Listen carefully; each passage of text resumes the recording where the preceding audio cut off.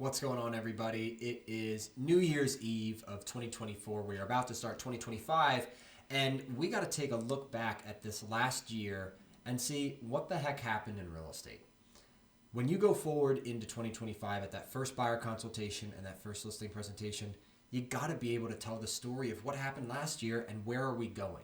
And I realized that not everyone feels really comfortable how to pull that information or maybe how to tell the story from those statistics. And so what I've done here is I've compiled statistics of all 7 of these counties. Now you can obviously see them here on the screen.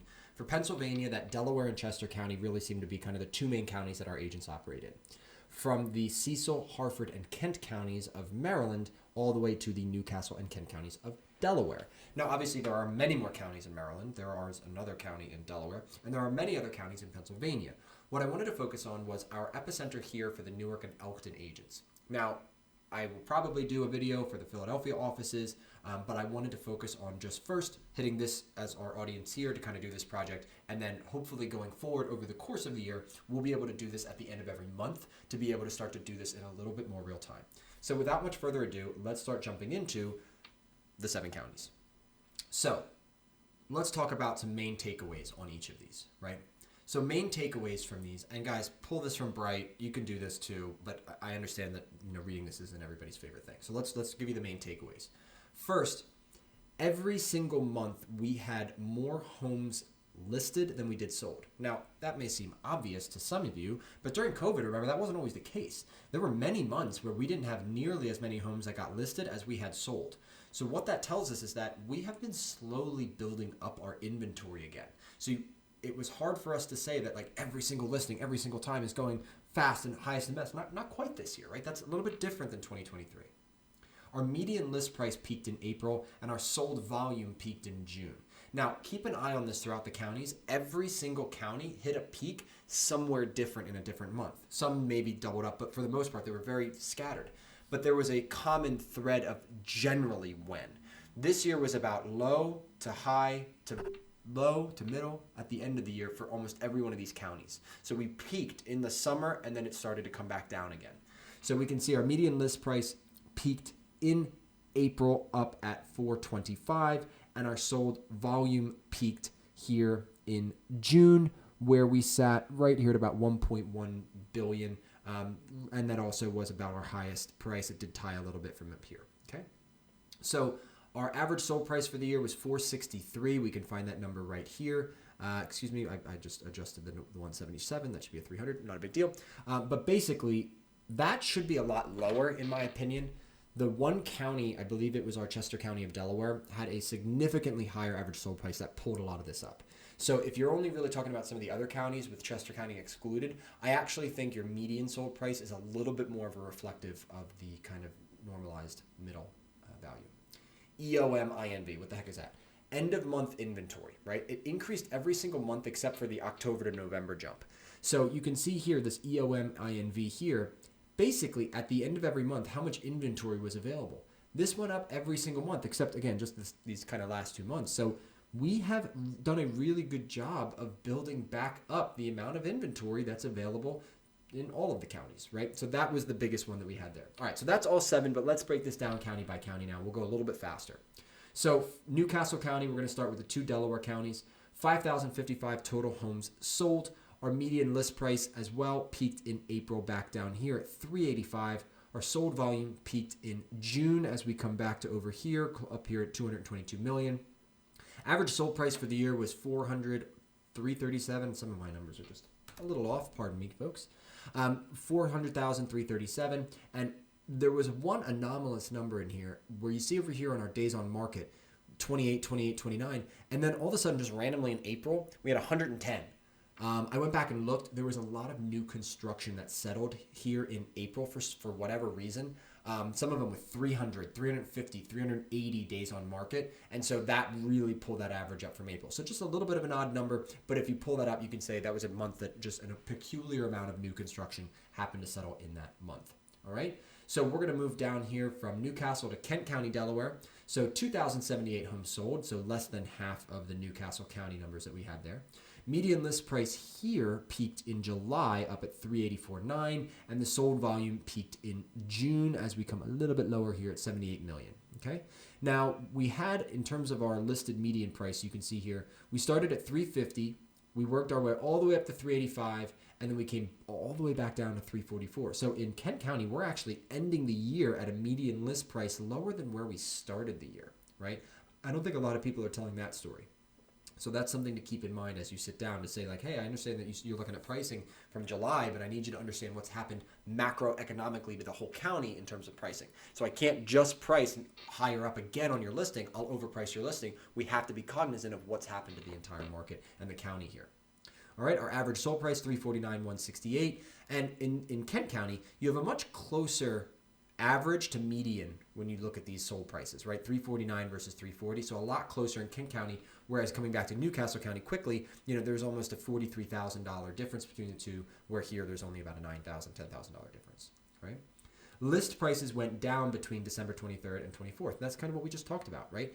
Our listing price here in January went down to where it was in November, really the last kind of month that we tracked here before December came out. So that's just something good to know here for Kent County. Let's keep it moving. So let's do the 3 Pennsylvania counties. So Delaware County and Chester County, there was a difference of maybe like 30 homes that sold between the two. You could see 193 and 169 between the two counties.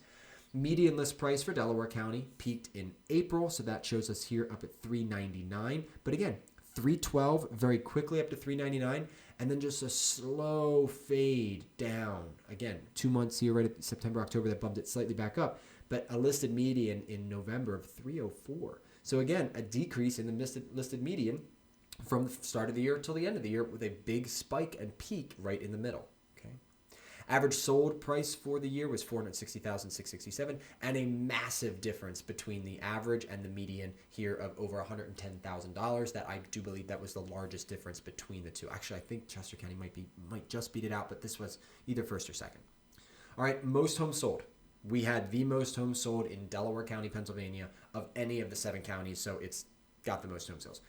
But not by much, because here's Chester County, 5169, so still a lot, a little over 10,000 homes sold between the two counties this year. Median list price peaked in June for here. As we come and look in, we were right here at 469 million, a 559 unit price here. But again, 525 up to 559, back down to 509. So you're starting to see a recurring trend of some of the pricing that happened, at least on the listing side. Our sold volume peaked in June, so we're looking over here at 426 million total. 561 was the unit price in that month. And you could see even our sold, 490 up to 560, back down to 518, right? So the up and the down. Normally we see that in terms of inventory. We don't always see that ride up and that ride down with pricing. Pricing normally begins a little bit of a slower tranche up. This had a huge spike in pricing up and down, okay? Average sold price was $611,000. So that is a massive jump. And no, we were higher in our other county, because this was a little bit like an $80,000, $90,000 difference between our average sold price of $611 and our median sold price of $527,500. And we did have the highest sold price average of any of the 7 counties here in Chester County, Pennsylvania. All right, let's move into our 3 Maryland counties, and we're nearing the end here.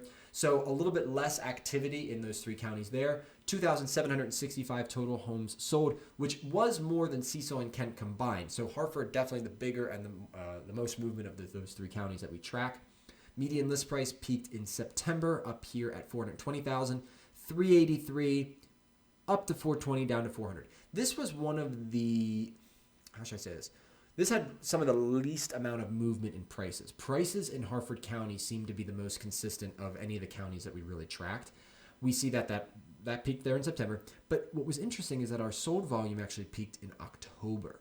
So we have a 131 sold volume here, but it wasn't necessarily the highest sold median price. That happened, I believe it was right here in that same month of September here. So list price and sold price really peaked in September, but total on the market sold volume, just because of the amount of units that sold, that's what peaked in October. But same thing, sold median price came up 400, and then we kind of settled back a little bit around here. Again, a little bit more consistent here in Hartford County, not quite as many swings. And you'll see that. So, well, real quick, average sale price $419, Median sold price 385, a little bit more of one of the average of some of the difference between your average sold and your median sold. And then the lowest MSI of all counties, the lowest month's supply of inventory of all the counties. You can see here the highest mark that we have is a 2.1 months worth of inventory. And this basically says if no homes were to be listed and you had the current demand, how many months would it take to eat up all the inventory? And so the lower, it means that it's a very much of a seller's market. There's not as much inventory given the amount of buyer demand. So in Harford County, we had our lowest month's supply of inventory. Moving to Cecil County, 1,033 total homes sold. Our median list price peaked in August of 429,500, 357 up to 430, down to 415. So a little bit of a higher up, a little bit of a lesser drop on the back end. And then our sold volume peaked in June here at 43 million for the market. That at a unit price of 358, but again, not the highest. Our highest was, I believe it was this 377 here right there in July of our sold median price peaking throughout the year. 325 up to that 377, back down a little bit to 370. But as you come down in the total units sold, you're going to see more fluctuations on this. Obviously, with any type of statistics, the less input, the more variability that you can expect to see. Average sold price for the year, 396, 427, with a median sold price of 365. Again, another one of our kind of what you would expect to see, difference average versus the median. And then it was the most consistent month's supply of inventory of all 7 counties. Where this had the lowest MSI of all the counties, this had the most consistent. You can see the spread between basically 2 and 2.6 is the largest spread of any single month. So a very consistent market inside of Cecil County there. Final county, Kent County, definitely the smallest of everything we see here. Only 290 homes sold. Median list price peaked in July of 470. So you can see here, and let's pull this stat out. We started the year with a listed median of 269,000 in January, and then it was 470 up in July. Now, do I realistically think that people gained $200,000 worth of equity in 6 months? No. It came back down to 347, and even then, that's just a listed median. You could look at sold median, things like that. Again, a little bit of a fluctuation up, in sold. But again, with only 30 units being sold and 40 units being listed in every single month, hard to take some of those statistics and extrapolate them to be incredibly true or accurate. Sold volume peaked in May over here at 19 million, one of our higher unit prices, but not the highest. At 412 was the highest sold unit price. The average price was 436 with a median sold of 334. So $100,000 difference, definitely on the higher side of our difference between average sold and median sold. And it was the highest MSI of any of our counties, month supply of inventory of any of our counties. And you can see here 2.8, 2.2 at the bottom, but then up to 4.4, 4.3, 4.3 at the highest. So these are the main stats throughout the course of the year. Feel free to go back, take a look at these. You can always run these stats yourself inside of Bright MLS, going to the financial tab, and then you're going to click on the market statistics report, put in the time frame that you want to check it, the counties or the cities that you want to run it in, hit run report, and then it'll give you a graph similar to this, but you got to learn how to read through this. You got to learn how to kind of take out the information to tell the story. The story of our markets here, we started the year at a pretty decent price point. Every single county, every single area increased throughout those summer months between May and August, May and September, and then we started to see that decline at the end of the year. So just be careful as you're going to price listings, as you're going to put in offers. Make sure you're cognizant of that little tail drop off in pricing that we had. You don't want to be running just taking September pricing or just taking October pricing or just taking November pricing. Make sure you understand what is the rate of fall in the area that you're going to pricing so that you can price your listings effectively and you can put the right offers in for your buyer when necessary. So that's going to do it for us here, guys. I appreciate everybody checking in. Have a wonderful new year, and we'll talk to you soon.